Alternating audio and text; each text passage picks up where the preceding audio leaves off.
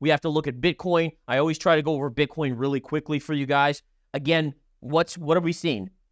Trend line hit, pulled back. Trend line pierced, pulled back a little bit. Trend line pierced, stalling here. So again, the trend line is working. That's what it's supposed to do. It's resistance, right? And again, trend line to trend line to trend line right down there. So the question I have, though, is this. Today we have a Federal Reserve decision. If we're hovering here and the Fed causes the dollar to drop, let's say it gets more dovish, it's possible we could see a breakout on Bitcoin above this level in the near term.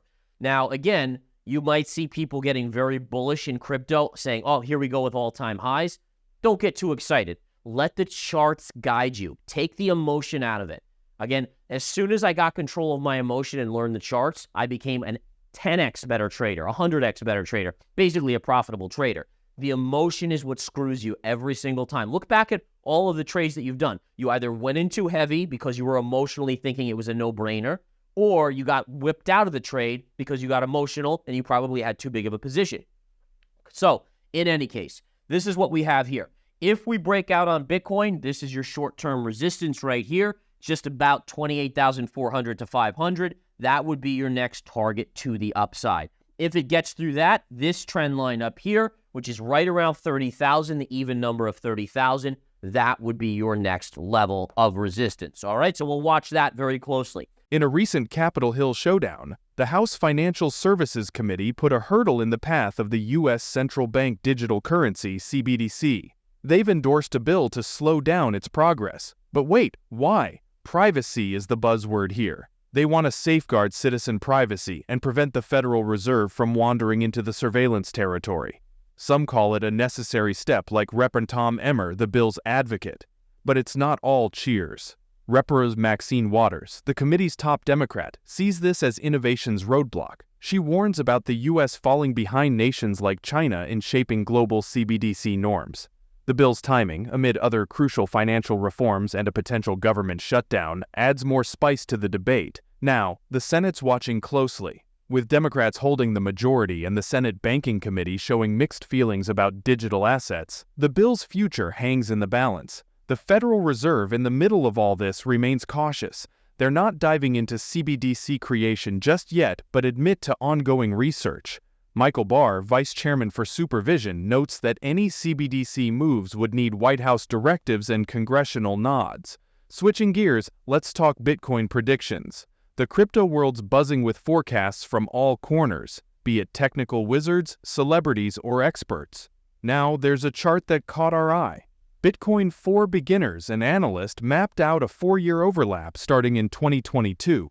It suggests a top just under $200,000 in 2025. Bold, right? But here's the kicker. Whenever the RSI hits 73.31 on the 4-hour Bitcoin chart, it retraces. And right now, it's inching towards a resistance trend line at $27,440. So will Bitcoin correct or surge? Keep those crypto glasses on, folks. It's getting interesting. Let's continue our enlightening discussion with Gareth Soloway. This is the daily gold chart. But if we go back a couple months, gold is basically flat. Right? We can see that very clearly here, where, again, you go back 2 months, you're basically flat on gold. That's amazing. Historically, if you saw that sharp of a move up in the U.S. dollar and gold went sideways, that almost never happens. Now, what again is that telling us? It's telling us gold is getting ready to break out. You've already broken out. Here's a trend line. All right, so you have this pivot right up here to this area right here. We broke out above that one. Now we've hit this secondary one from this pivot, right, to this pivot right here, and we're now hitting that one. We get through this, there'll be a little resistance here, but my guess is we're heading back to the all-time high. Is it going to be by year end? It's tough to know.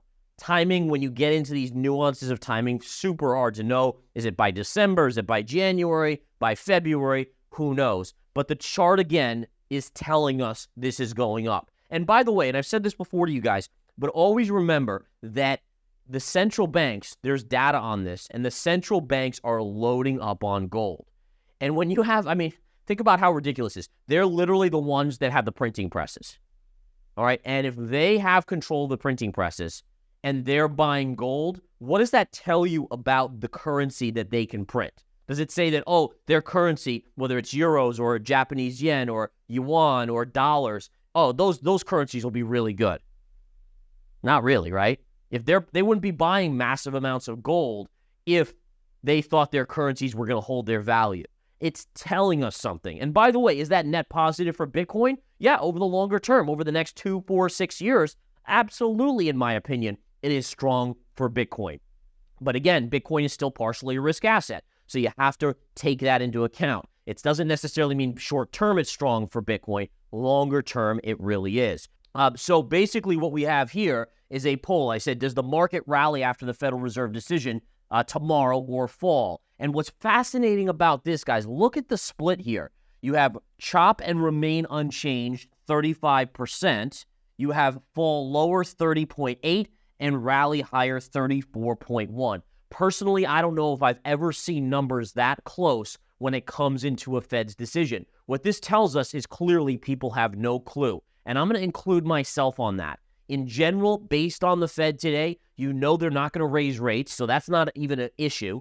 But the question is, do they guide the market to expect one more rate hike in November or December, or do they basically say it's all data dependent and therefore don't commit to anything? And right now, again, the stats are showing us that maybe in December there's a small chance, but it's becoming, to me, less and less likely that the Fed will raise again. All right, so again, I thought that was fascinating here in regards to the numbers of votes for that poll. And what do we see here, guys? This was my level right up here, right up in this upper range. And sure enough, what has happened here? We've seen oil fall 2 days in a row, going from above $92 a barrel, close to $93, back down to $89.51 right here. I even told you guys I was short a little bit of oil, and again, beautiful little drop right here to put us in the profit in themoneystocks.com's verified investing alerts. Okay, so number one, looking good here. Now, how far could oil pull back? Now, the general consensus is this. What you want to do is you want to rely on trend lines. So to rely on trend lines, what we simply want to do is we want to draw them in. So we take the low pivot down here and we connect it to this pivot right here. All right, so right away, that gives us a general guidance of where to go. Then we take note of this pivot. Now again, let me just go over what a pivot is. A pivot is any sort of move up that then has a subsequent move down. That creates a pivot. Think about a fulcrum or anything like that. It's a pivot point, right? So basically, this is also a pivot, this is a pivot, and this is a pivot. Now, the key to trading profitably, one of the keys, I should say, because it's a lot of mental discipline, to be honest, but one of the things that you want to always look for is multiple factors, a confluence of trend lines that come together to give you the same level. That wraps up today's crypto news highlights. Stay tuned for more updates, insights, and analysis from the world of cryptocurrencies. Please share your thoughts in the comments below. Don't forget to like this video and subscribe to our channel for more engaging content.